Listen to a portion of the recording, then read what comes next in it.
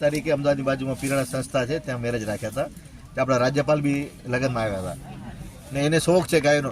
આખું હમણાં પ્રી વેડિંગનો જમાનો છે ને છોકરાઓને લગ્નમાં, તો એને પ્રી વેડિંગ આખું આપણી ગૌશાળા, ગાયો ને બધું એના ઉપર આખું બંને જણા કર્યું. તો રાજ્યપાલે એટલું બધું એ પ્રી વેડિંગ ગમી ગયું બધા લોકોને. તો એ સાહેબ રાજ્યપાલે મોદી સાહેબ બધી પ્રી વેડિંગ મોકલ્યું કે એ અભી અમારી યુવા था ऐसे बैक टू नेचर आ रहे हैं, फिर आखो ने संदेश मोकल्यो मोदी साहेब ने. આ ટાઈમનું આખું આ જે 75 મોડલ છે, તો આ ટાઈમનું આખું 10 થી 12 લાખ રૂપિયા બહુ ઇઝી છે.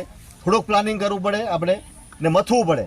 હવે આપણે બીજું તમને કહી દઉં, બરોબર છે, આપણે ઘણી જગ્યાએ બેઠા ઘરે એગ્રોમાંથી બેઠા ખાલી કંઈ વળતું નથી, કંઈ મળતું નથી, કોઈ વેચતું નથી કે વેચાતું નથી. એટલે પ્રાકૃતિક ખેતી કરવી હોય ને, પેલો માલ આપણો કોઈ લેશે ને એમ જ સમજી લેવાનું.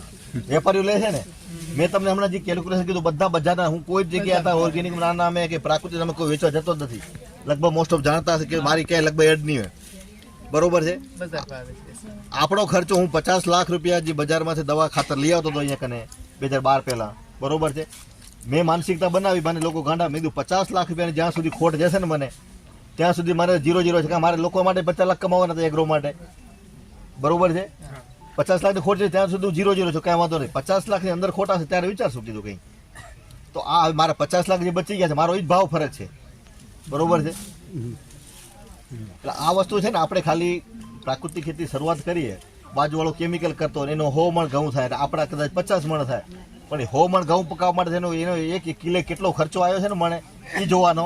આપણો શું ખર્ચો છે? એ 100 મણ પકાવશે ને તો એના ખિસ્સામાં ખાલી 20 મણ જ વધ્યા છે, 80 મણ તો ખર્ચામાં જ ગયા છે. આપણા 50 મણ થયા છે ને, એમાં 10 મણ ખર્ચામાં જશે, 40 મણ આપણા ખિસ્સામાં રહેશે. એટલે ખર્ચો આપણે છેલ્લે તો શું છે, પૈસાની જ ગેમ છે ને બધી, પૈસાની ગેમ છે ને. આપણે મેન છેલ્લે બેંક હિસાબ કરીએ એકાઉન્ટિંગમાં, આપણા બધાને ચૂકવતા રૂપિયા શું વધે એ જ આપણો તો ખેતી છે ને. તો પ્રાકૃતિક ખેતી એ રીતે બહુ સસ્તી છે ને 100% પ્રોફિટેબલ છે. કારણ કે આપણે કેમિકલના મોટા આંકડા જોઈને ભ્રમિત થઈ જઈએ છીએ ને, આપણે ભ્રમાવાળો મોટો સમાજ છે ને, આપણે જે શરૂઆત કરીએ ને ડરી રહ્યા. એટલે આ વસ્તુ તમે છે ને આંકડા મૂકો કે પાડોશી જે કેમિકલ બીજો કોઈ ગામમાં કરતો હોય એના જે ઉત્પાદન છે આપણા ઉત્પાદન વચ્ચે ખર્ચો ડિફરન્સ શું છે ને, છેલ્લે શું વધ્યું. અમારી દાડામાં બધા મોટા મોટા આંકડા દે.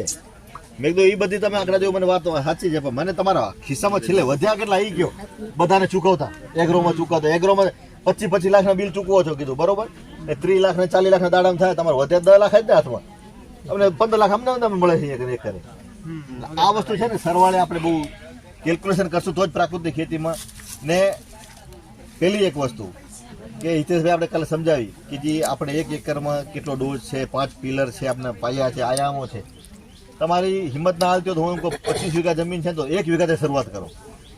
અહીંયા હોશમાં આવી રતિલાલભાઈ 12 લાખ બતાવી દીધા, હાલો જઈને કૂદી પડીએ, એમાં જઈને પછી પૂરું કરીએ નહીં તો શું થાય ખબર? આપણે છે આખો એરિયા છે, ગામ છે, આડોશી પાડોશી હગાવાલા બધા જ એ પ્રાકૃતિક ખેતીથી વિમુખ થશે. આ સક્સેસ નથી, બરોબર છે. એટલે જ્યાં કરો નહીં રાજુ નથી માગા ચાલતો 12 મહિના 6 મહિના વેટ કરો, જ્યાં કરો તો પરફેક્ટ કરો. એટલું 25 વીઘા છે 1 વીઘાથી શરૂઆત કરો, બરોબર છે.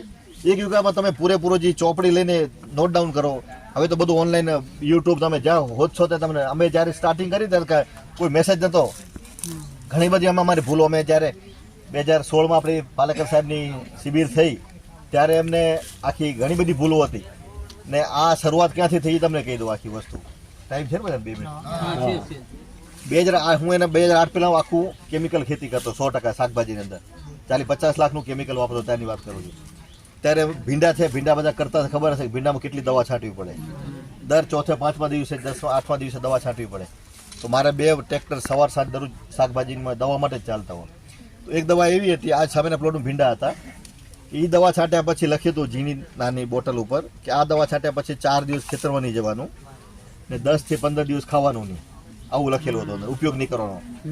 તો એની જગ્યાએ ભીંડો તમને ખબર છે આજે કટિંગ કર્યો તો બીજ એવા થઈ ગયા છે, બીજે ત્રીજે તોડવો જ પડે, નહીતર પાછો મોટો ગેડો થઈ જાય ચાલે નહીં, કુણા જ ઉતારવા પડે.